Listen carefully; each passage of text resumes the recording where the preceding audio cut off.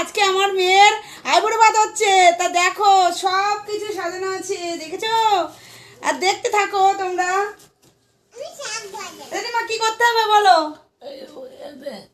কি করো, ধান দেবো না? শাক দাও। প্রথমে আগে শাক দিতে, প্রথমে টিপ দেয়।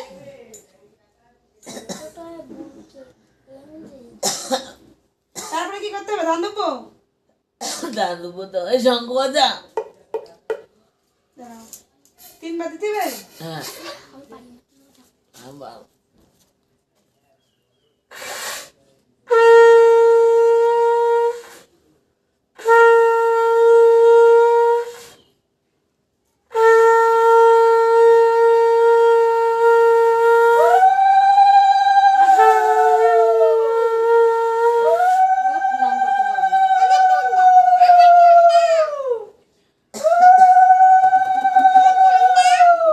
দেবো শোনা, দেবো।